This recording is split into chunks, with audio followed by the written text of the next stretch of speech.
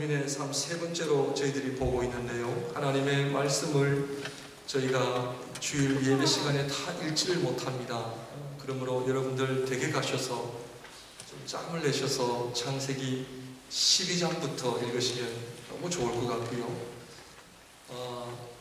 이민 1세대들의 꿈과 비전이 뭔가, 우리가 이 땅에 하나님의 부르심에 따라 이민을 온 목적이 뭔가, 우리 1세대들은 뿌리를 내리는 세대입니다. 우리 1세대들은 뿌리를 내리기 때문에 한순간에 내가 원하는 열매를 다 보시려고 하면 안 됩니다.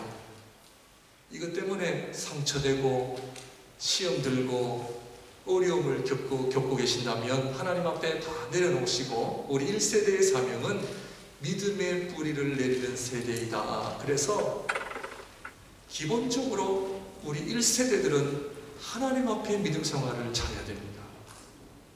물질보다도 세상적인 것보다도 하나님의 말씀을 붙잡고 뿌리를 내릴 때에 그 위에 2세, 3세들이 다 그 뿌리의 영양분을 흡수받아 하나님 앞에 그 아름다운 세대를 이어가게 하신다라고 하는 것을 꼭 기억하셔서, 우리 1세대들은 무슨 일에 충성하나?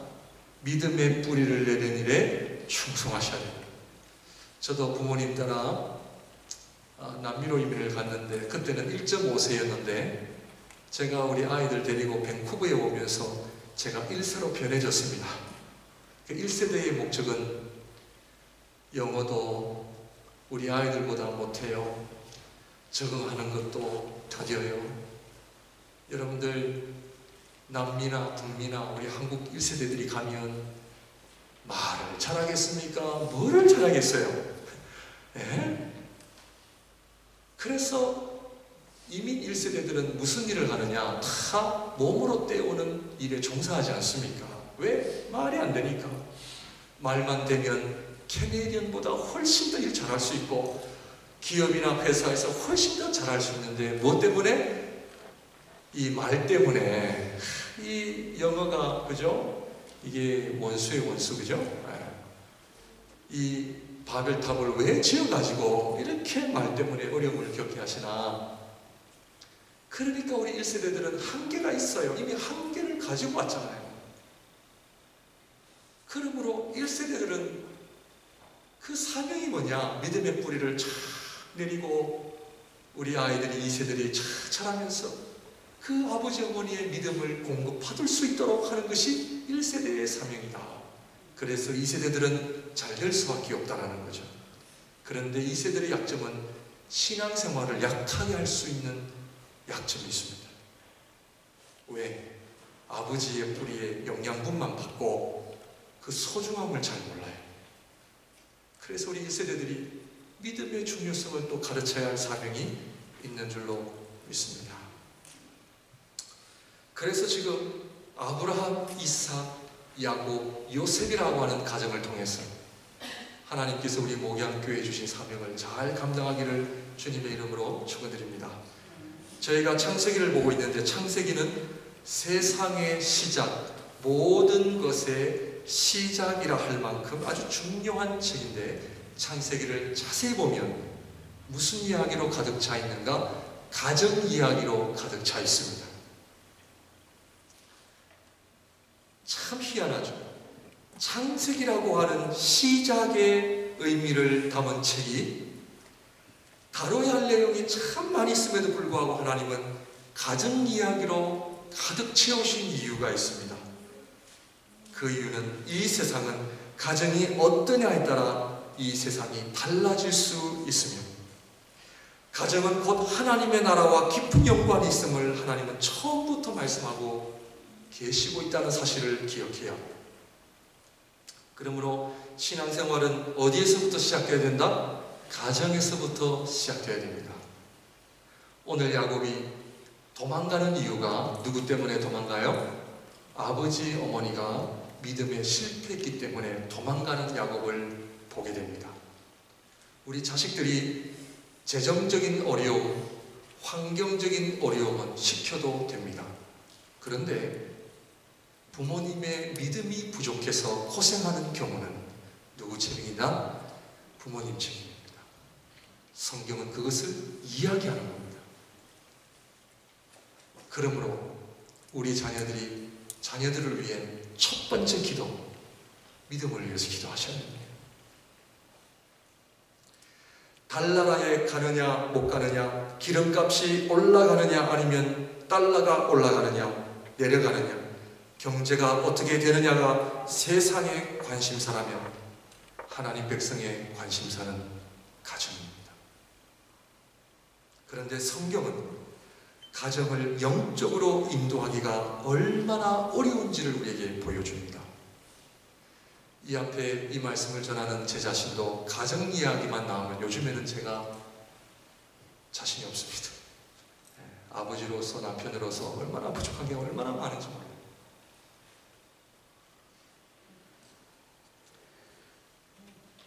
하나님께서 처음으로 창조하셨던 아담, 하와, 그 가정에 어떤 사건이 있었습니까?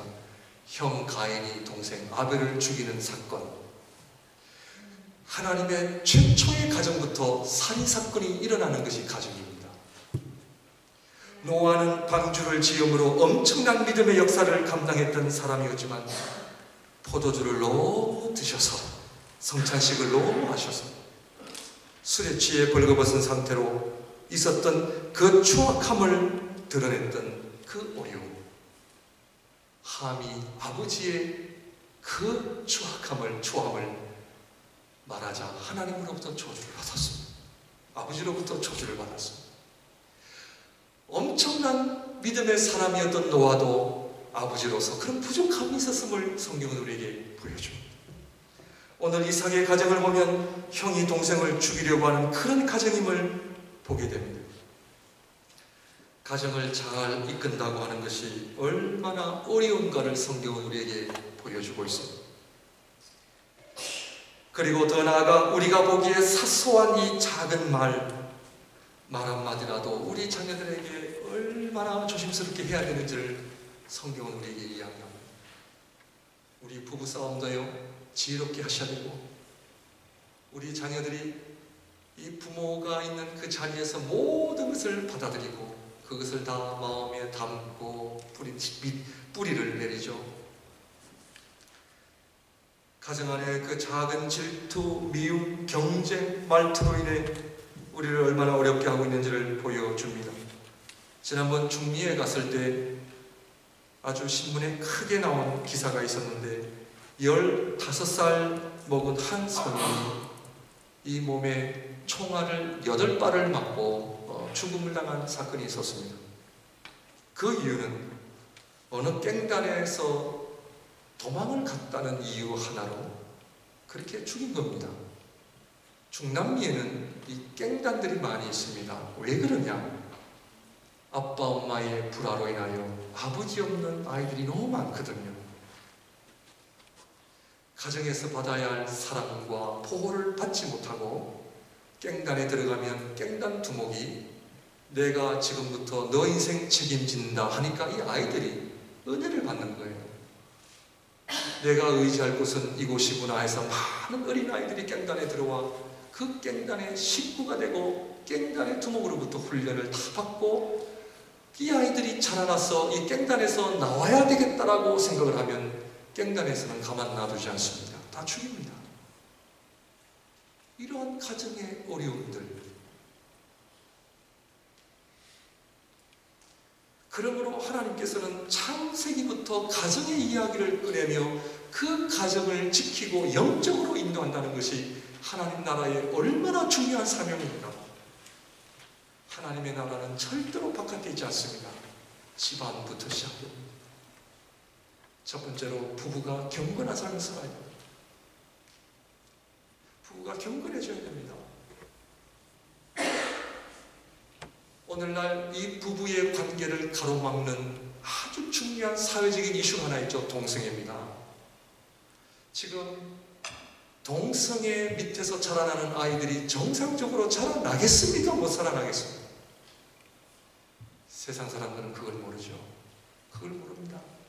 모든 사회의 범죄는 어디에서 시작되느냐? 우리 아이들이 가정으로부터 정상적인 교육과 사랑을 받지 못하면 이 아이들이 다 결국에는 사회의 문제가 된다고 하는 것을 우리는 잘 모르고 있거든요. 그러므로 창세기 말씀도 여전히 가정의 이야기를 우리에게 소개하며 그들도 어려운 문제들이 있었다는 것을 우리에게 이야기하며 하나님 앞에 우리 모든 가정들이 영적으로 회복할 것을 하나님은 우리에게 요구하고 계십니다. 얼마나 어려운지 몰라요. 그래서 이러한 가정의 이야기를 보면서 성경에 등장한 사람들도 이런 어려움과 문제를 안고 있었다면 우리는 오죽하겠습니까? 그래서 제가 이 말씀을 준비하면서 다른 가정에 대해서는 뭐라 판단하거나 말을 하지 말자. 제가 나름대로 개인적으로 다짐해봤습니다. 우리 어렸을 때 부모님을 통해서 종종 가끔씩 듣게 되는 이야기는 다른 가정들의 이야기거든. 그 부부가 어떻게 됐대? 그 아이들이 어떻게 됐대? 그런데요, 제 가정도 지키기가 쉽지 않습니다. 미국의 이혼율을 조사를 했는데 여러분들 아주 기가 막힌 결과가 나왔습니다. 미국에 사는 모든 가정의 이혼율, 어디서 이혼이 가장 많이 있었는가, 지역별로, 종교별로 다 조사를 한 결과 하나님을 가장 잘 믿는다라고 하는 크리스천 가정의 이혼율이 가장 높이 나왔다는 사실을 여러분 알고 계십니다. 왜 그런지 아십니까? 서구 사회나 우리 한국 사회는 처럼 동일하게 하나님을 믿는다라고 하면은 다 괜찮다라고 생각을 하기 때문이라고 한답니다. 그렇지 않습니다. 그러므로 우리 가정 안에 있는 실제 문제를 들어가고 그것을 파헤치고 하나님 앞에 기도를 해보면 어려움이 많이 있습니다. 어려움이 많이 있습니다. 가정을 지키는 것이 하나님 나라를 위한 일입니다. 사람들은 하나님의 일을 자꾸 나가서 하려고 합니다.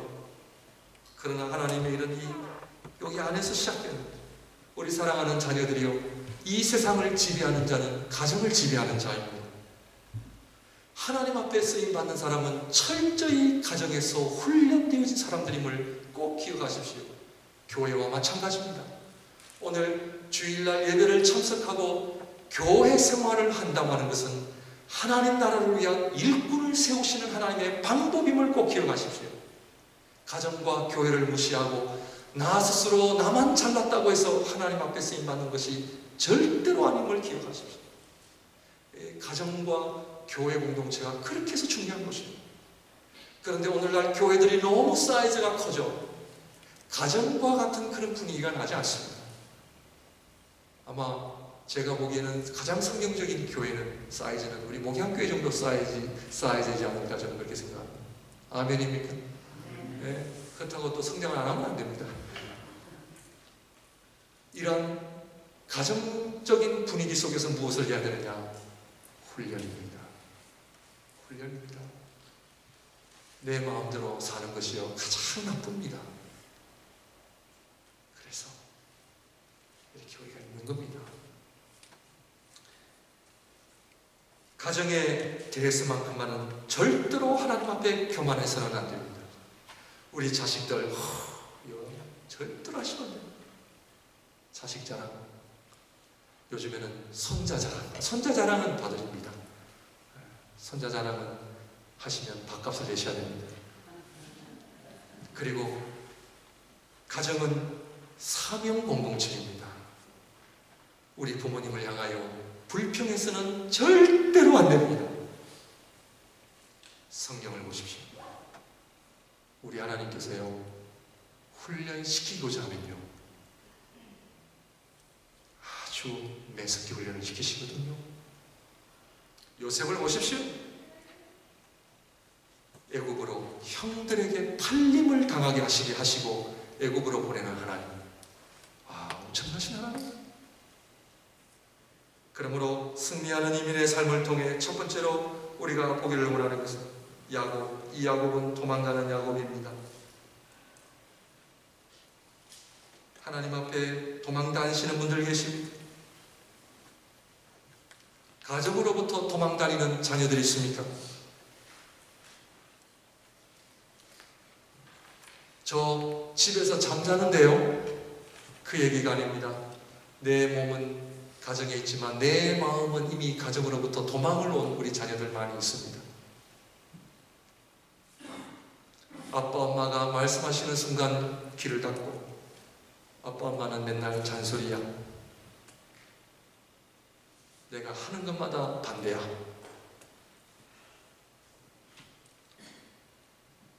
그래도 여러분 곁에 부모님이 계신다고 하는 것이 얼마나 축복된 일인지 아십니까? 여러분, 하나님 앞에 도망가고 계시는 분들 계십니까? 몸은 여기 와 계시지만 아직도 나의 믿음과 나의 기도와 나의 그 말씀 생활에 아직도 거리감이 있음을 느끼는 분들 계십니까? 하나님 앞으로 나오시기를 바랍니다. 성경은 가정의 문제, 복잡한 문제로 도망가는 야곱을 봅니다. 그럼에도 불구하고 이 도망가는 야곱을 우리 하나님은 어떻게 하신다? 찾아오시는 하나님이십니다.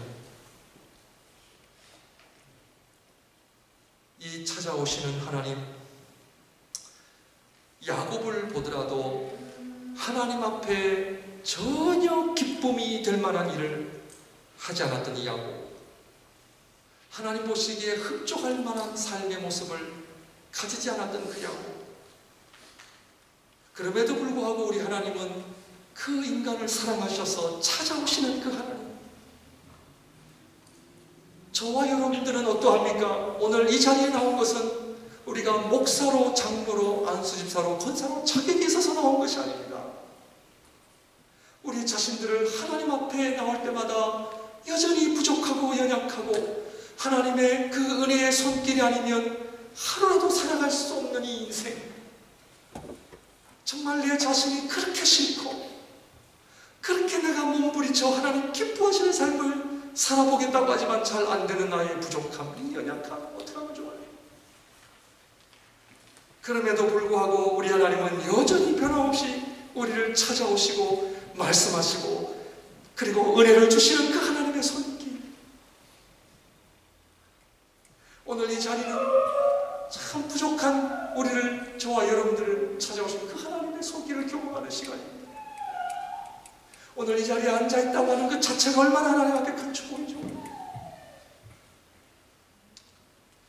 교회를 다니면서 자격론을 자꾸 이야기하는 분들 옳지 않습니다.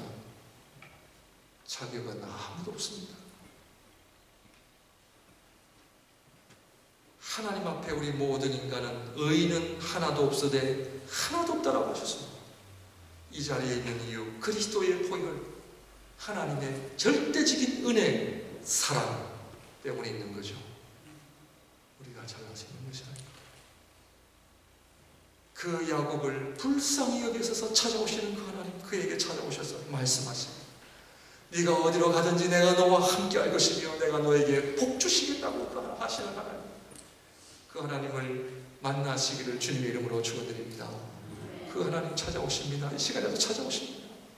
그런데 야곱은 16절 말씀을 보게 되면 야곱이 잠이 깨어 이르되 여호와께서 과연 여기 계시거늘 내가 알지 못하였도다. 지금 떠난 자리에서 베개를 베고 콕을 자고 있는데 하나님이 나타나신 거잖아요.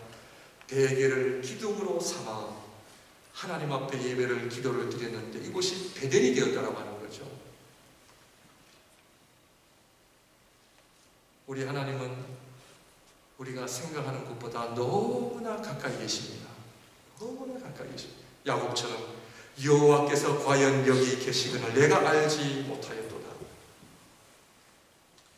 하나님 계속해서 우리를 찾아오시는데, 계속해서 말씀하시는데 그것을 우리가 모르고 장쿨쿨 자고 모르고 살아간다면 빨리 하나님 앞에 엎드려 그 하나님을 만나시기를 바랍니다. 우리 하나님 여전히 찾아오십니다. 말씀하십니다. 귀를 기울이면 은혜를 주십니다. 그 놀라우신 하나님을 만나고 계십니까? 아니면 귀 닫고 살고 계십니까? 그런데 하나님께서 왜 찾아오시느냐? 한 가지입니다. 부모님들이 자녀들에게 잔소리하고 이야기하는 이유는 복 주기 위해서 이야기하는 거죠. 그것을 아는 자식들은 듣죠. 그걸 모르는 자식들은 여전히 자기를 괴롭게 한다고만 생각을 하죠. 신앙생활도 똑같습니다. 우리를 찾아오시는 그 하나님, 무엇을 주시기 위해서요? 하나님의 은혜, 이 하나님의 은혜를 주시기 위해서입니다. 자, 28장 13절을 봅니다. 또 본적 여호와께서 그 위에 서서 이르시되 나는 여호와니 너의 조부 아브라함의 하나님이요 이삭의 하나님이라. 네가 누워있는 땅을 내가 너와 내 자손에게 주리니 너의 자손이 땅에 티끌같이 되어 네가 서쪽과 동쪽과 북쪽과 남쪽으로 퍼져 나갈지며 땅의 모든 족속이 너와 내 자손으로 말미암아 복을 받으리라. 15절 같이 봅니다. 시작. 내가 너와 함께 있어 네가 어디로 가든지 너를 지키며 너를 이끌어 이 땅으로 돌아오게 할지라. 내가 내게 허락한 것을 다 이루기까지 너를 떠나지 아니하리라 하신지라. 아멘. 하나님의 말씀을 잘 보십시오. 내가 너에게 허락한 것을 뭐하기까지? 다 이루기까지. 하나님께서 저와 여러분들에게 무엇을 허락하기를 원하십니까? 인생에 있어서 이 답을 모르고 살아가는 신앙인들이 의외로 많이 계십니다. 뭐를 이루세요? 뭐를 이루세요? 제가요, 이거를 알면 삶이 달라집니다.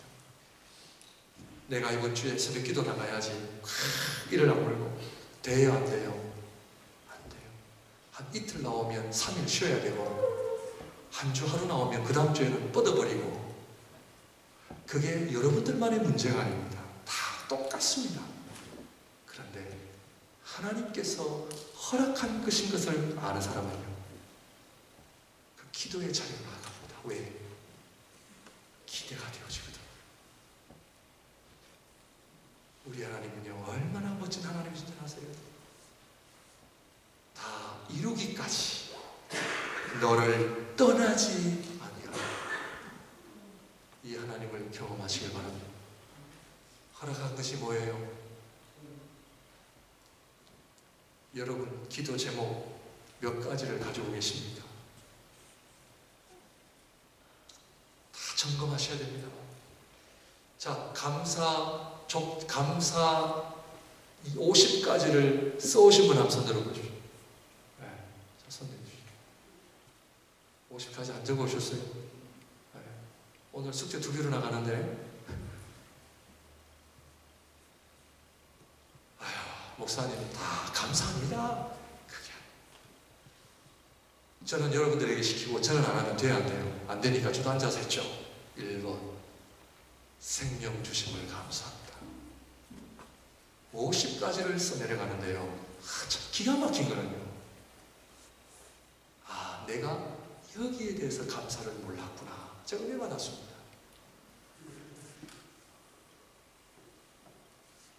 자, 기도의 제목 몇 가지 가지고 계세요? 그러니까 기도가 안 나오는 겁니다. 기도해야 할 제목이 많을까요, 적을까요? 많습니다. 우리 가족들만 기도해도요, 좋게 15분 걸립니다. 하나님께서 우리에게 허락하신 게 뭐예요? 복입니다. 복. 이 복을 모르고요, 내 힘으로 하려고 하니까 어려운 거예요. 기도의 자리로 나오시길 바랍니다. 네, 제가 계속해서 괴롭힘을 제가 드릴 겁니다. 무엇으로요? 기도로. 여러분, 자, 우리 목양교회 사랑하는 성도님들, 저와 함께 신앙생활을 멋지게 하고 싶으십니까? 이렇게 아멘이 적어요. 자, 목양교회 우리 성도님들, 저와 함께 신앙생활을 멋지게 하기를 원하십니까? 아멘. 네, 제가 기도합니다. 아무개 진사님, 아무개 분, 하나님 앞에 믿음생활 잘하게 해주세요. 잘하지 않으면 혼내게 해주세요. 저 기도할까요, 안 할까요? 빨리 돌아오셔야 됩니다. 왜냐? 여러분들을 사랑하시기 때문에. 우리 하나님 여러분들 사랑하시기 때문에. 첫 번째로 어떤 은혜냐? 그 다음입니다. 떠남의 은혜입니다. 하나님께서 물질 주시고 건강 주시고 복을 많이 주시니까 우리 사람이 하나님을 찾아야 안 찾아요? 찾지를 않습니다. 하나님은 이삭의 가정의 어려움으로 인하여 그 집에서 도망가는 신세가 되었지만 하나님은 그것을 사용하시는 거죠. 떠남을 통하여 그 야곱에게 빈손 들게 하게 만드시는 거죠. 그래서 하나님은 세 가지로 인도를 하십니다. 꼭 기억하십시오. 첫 번째로 절벽. 따라하실까요? 절벽. 절벽이죠. 낭떠러지. 절벽. 두 번째로 절실함. 세 번째로 절박함. 절벽, 절실함, 절박함이 없이는 우리는 기도의 자리로 나오지를 않습니다. 그래서 하나님께서 우리에게 물질과 건강과 심지어 사람까지 다 빼앗아 가십니다. 떠나게 하십니다. 다 빈털터리 만들게 하십니다. 두 눈에 눈물, 콧물 다 빼게 하십니다. 이 은혜의 자리를 경험해 보셨습니까? 경험해 보지 않으셨다면 웰컴입니다.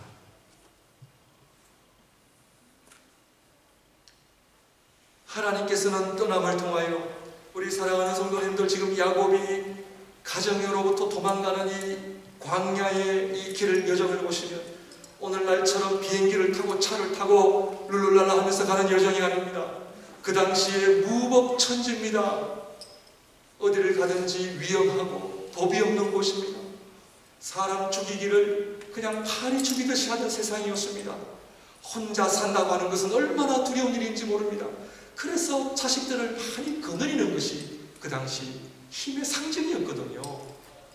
아브라함이 318명을 데리고 롯을 구했다고 하는 것은 엄청난 사건인 거죠. 318명을 가지고 한 나라를 대상에 전쟁을 했으니까. 그 당시 때는 지금처럼 전쟁하는 시대였어요. 힘 있는 자가 다 빼앗는 시대였거든요. 법이 어디 있습니까? 그러므로 야곱은 심히 두려워 지금 기도하는 모습을 보십시오. 21절 보십시오. 20절부터 봅니다. 야곱이 소원하여 이르되 하나님이 나와 함께 계셔서 내가 가는 이 길에서 나를 지키시고 먹을 떡과 입을 옷을 주시어. 지금 먹을 떡과 입을 옷이 있다는 겁니까? 없다는 겁니까? 도망 왔는데 뭐가 있겠어요? 내가 평안히 아버지 집으로 돌아오게 하시오면. 한마디로 야곱이 하나님과 소원을 한 겁니다. 나를 지켜주시면 여호와께서 나의 하나님이 되실 것이요 내가 기둥으로 세운 이 돌이 하나님의 집이 될 것이요 하나님께서 내게 주신 모든 것에서 10분의 1을 내가 반드시 하나님께 드리겠습니다. 이 기도는 뭐냐면 너무 두려웠던 거죠. 너무 힘들었던 거죠. 어떻게 살아갈까? 밴쿠버에 빈손 들고 오신 분들 계십니다. 남미 아르헨티나에 부에노스아이레스에 돈 100불, 200불 들고 오신 분들 80년대는 많이 계셨습니다. 저희 부모님에게 찾아오셔서 집사님 도와주세요, 이런 분들 많이 보았습니다. 아무것도 가지고 없는 것이 없어요. 저희 어머님이 닭 사다가 드리고 먹을 거 사다가 드리고 이런 가정들이 많이 있었습니다. 우리 사랑하는 자녀들 먹는 거 입는 거 쉽게 생각하면 안 됩니다. 한 시간에 열심히 노동을 해야 기본 10불 25, 한 달 열심히 하루에 8시간씩 일해서 한 달에 월급이 얼마입니까? 먹는 문제, 입는 문제 쉬운 거 아닙니다. 야곱은 기도를 드렸습니다. 먹을 거 주시고 입을 거 주시면 내가 하나님 앞에 잘 살겠습니다. 믿음 생활 잘 하겠습니다. 이렇게 기도를 하는 거죠. 하나님 앞에 떠남의 은혜를 경험하시기를 바랍니다. 우리 성도님들, 이번 단기 선교를 통해서 저희 교회 재정이 얼마나 남았는지 모르겠습니다. 조금 어렵다라는 얘기를 들었습니다. 죄송합니다. 오해하지 말고 들으십시오. 재정 또한 교회가 밑바닥을 저는 가야 된다고 생각하는 사람입니다. 가야 교회가 기도를 합니다. 교회는 철저히 물질에 의해서 움직이지 않습니다. 제 개인적인 생각입니다. 하나님께서는 지금 목양교회 성도님들의 기도를 듣기를 원하십니다. 목양교회가 한마음이 되어 기도하면 하나님께서요 다 채워주시겠다 약속하십니다. 기도하지 않으면요 오래 못 갑니다. 힘듭니다. 사람의 힘으로 하려면 안 됩니다. 빨리 내려놓으셔야 됩니다. 저는요 부족하지만 지금까지 하나님께서 먹여주시고 입혀주셨습니다. 앞으로도 변함없이 의심 없습니다. 교회 하나님이 붙들어 주셔야 됩니다. 하나님이 여러분들의 가정과 여러분들을 붙들어 주셔야 되는 거지. 우리 교회 재정에 10만 불, 100만 불 있다 하여 그거 문제만 생깁니다. 하나님 앞에 떠남의 훈련은요 광야를 통과하라. 광야를 통과하라. 우리 부모님들도 자녀들도요 하나님께서 광야를 통과시키실 때는요 부모님들만 통과하게 하신 것이 아니라 우리 자녀들도 광야를 똑같이 통과하게 하셔서 배우게 하십니다. 이게 1.5세들이 경험한 거죠. 똑같은 어려움을 겪습니다. 아 그렇구나. 떠남은 곧 광야입니다. 광야에서는 우리가 살지를 못합니다. 아무것도 없기 때문입니다. 그래서 사람들은 도시를 좋아합니다. 미국 맨해튼에 가보셨습니까? 건물들이 얼마나 멋있고 화려한지 정신을 빼놓습니다. 그런데요 건물이 많은 곳에는 뭐가 잘 보이지 않느냐면 하늘이 보이지를 않습니다. 그런데 반대로 광야는 아무것도 없습니다. 살기가 불가능한 곳입니다. 그런데 광야에는 한 가지가 있습니다. 하늘이 열려 있습니다. 하늘밖에 볼 곳이 없습니다. 이것이 하나님께서 이스라엘 백성들을 광야로 인도하신 이유입니다. 하늘을 바라봐야 돼요. 광야가 존재한다는 것을 알아야 합니다. 우리 자녀들이요 여러분들이 원하는 삶을 살기를 원한다면 절대로 성공할 수 없습니다. 광야를 배워야 됩니다. 내 자신을 내려놓는 것을 배워야 됩니다. 그것이 부모에게 순종입니다. 교회 지도자들의 순종입니다. 어렵더라도 순종을 통해서 광야를 배워야 됩니다. 하나님 앞에 떠남의 은혜를 경험하시는 여러분들이 되시길 바랍니다. 떠남의 은혜를 통해 하나님께서 우리에게 무슨 자가 되기를 원하시느냐? 도망자에서 기도하는 자입니다. 하나님께서는 야곱에게 다가가셔서 도망자의 인생이 아니라 이제는 기도하는 사람의 인생으로 살아라 말씀하십니다. 세상의 역사는 기도하는 사람들을 통해 이루어집니다. 성경을 보게 되면 성경 66권의 무공해 지대가 두 군데 있습니다. 어딜까요? 창세기 시작과 끝 전체에서 하나님 앞에 죄가 없는 무공해 지대는 두 군데밖에 없는데 창세기 1장과 2장 그리고 요한계시록 21장과 22장입니다. 창세기 1장, 2장은 이 세상의 시작이었던 하나님의 창조 세계를 보여주며 요한계시록 21장, 22장은 하나님의 마지막 심판이 도래할 것을 이야기합니다. 그래서 하나님 나라를 바라보는 사람은 창세기 1장, 2장의 하나님의 그 창조 세계와 그리고 마지막 요한계시록 21장, 22장의 마지막 어린 양의 혼인잔치를 바라보며 오늘 21세기를 살아가는 신앙인들의 목적이 그런 두 가지 커다란 안목을 가지고 있어야 합니다. 그러므로 창세기 1장, 2장에서 하나님께서 인간을 창조하신 그 이유, 하나님의 형상대로 창조하신 그 목적이 결국에는 요한계시록 21장, 22장의 어린 양 잔치 마지막 하나님의 심판을 준비하고 있다라고 하는 것을 생각한다면 그 창세기 1장, 2장과 요한계시록 21장과 22장 사이에 무엇이 존재하느냐?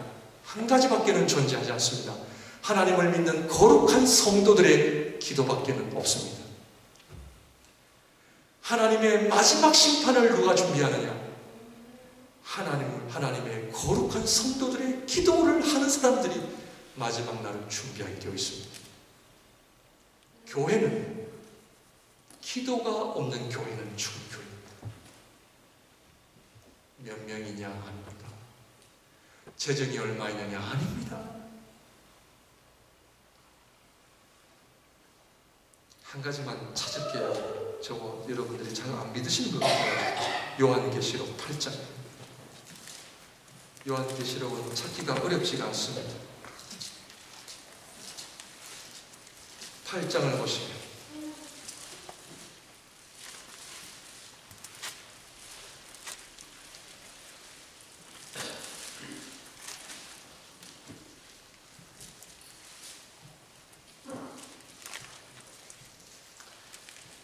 요한계시록 8장 1절을 보시게 되면 일곱째 인을 떼실 때에 하늘이 반시간쯤 고요하더니 왜냐하면 6장 1절을 보게 되면 내가 보매 어린 양이 일곱 인 중에 하나를 떼시는데 일곱 봉인에 담긴 하나님의 심판이 6장에서부터 이미 시작됩니다. 하나님의 심판. 그런데 8장에 보시면 일곱째 인을 떼실 때에 하늘에 반시간쯤 고요하더니 내가 보매 하나님 앞에 일곱 천사가 서 있어 일곱 나팔을 받았더라. 또 다른 천사가 와서 제단 곁에 서서 금 향로를 가지고 많은 향을 받았으니 이는 모든 성도의 기도와 합하여 보좌 앞 금제단에 드리고자 함이라. 항연히 성도의 기도와 함께 천사의 손으로부터 하나님 앞으로 올라가는지라. 천사가 향로를 가지고 제단의 불을 담아다가 땅에 쏟음에 우레와 음성과 번개와 지진이 나더라. 성도의 기도가 하나님 앞에 드려짐으로 인하여 하나님의 심판이 구체적으로 이루어집니다. 지금 한국에 9월 23일 날 예수님 오신다고 좀 또 난립니다. 어느 분이 계시를 받았다고 난리인데 참 심각합니다. 왜 그러느냐? 죄송합니다. 목회자들과 성도들이 하나님의 말씀을 모르기 때문에 그렇습니다. 마지막 하나님께서 받으실 것은 성도들의 기도입니다. 이 기도는 마지막 날의 시작을 알리는 엄청난 중요한 하나님의 사건인데 하나님께서는 그 가정의 기도와 교회의 기도가 찰 때까지 차지 않으면 하나님께서 복을 쉽게 주시지 않습니다. 기도의 양입니다. 제가 이러한 말씀을 드리는 이유는 제 자신부터 기도하기 힘써야 합니다. 교회는 전적으로 기도입니다. 근데 기도는 언제 하느냐? 광야에서 기도합니다. 광야에서 기도합니다. 기도의 일꾼이 날마다 늘어가시기를 주님의 이름으로 축원드립니다. 마지막으로 하나님은 기도를 통해서 무슨 은혜를 주시느냐? 예배하신 하나님의 손길을 경험하게 하십니다. 29장을 보게 되면 창세기 29장입니다. 창세기 29장 다시 앞으로 확 뛰어넘으셔서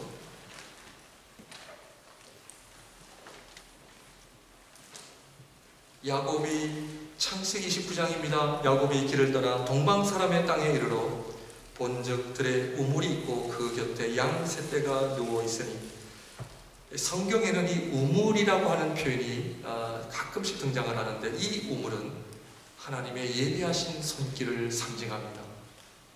광야와 같은 이 인생에 하나님은 우물을 예비하셔서 하나님의 살아계심과 하나님의 백성들을 먹이시고 돌보시는 사건이 이 우물에서 일어납니다. 이 우물에 도착하니까 누구를 만나느냐 하면 첫 번째로 목자를 만나게 되고, 그리고 라헬을 만나게 되고, 라헬을 인하여 외삼촌 라반을 만나게 되고, 라반이라고 하는 그 삼촌을 만나 라반의 가정에서 거주하게 되는 하나님의 예비하신 손길을 경험하게 됩니다. 하나님께서 우리에게 기도를 원하시는 것은 결국에는 하나님의 예비하신 은혜들을 보기 위함입니다. 그런데 기도를 하지 않으면 그것이 하나님의 손길인지 아닌지를 잘 알 수가 없습니다. 그러나 기도는 하나님의 구체적인 손길까지 보게 하시고 하나님의 인도하심을 통해 이 땅에 하나님께서 기뻐하시고 원하시는 성도들을 통해 놀라운 역사를 이어가게 하십니다. 그런데 우리가 기억해야 할 것은 창세기 24장에 보면 아브라함의 종 엘리에셀도 이 우물가에 와 리브가를 만나는 역사가 일어납니다.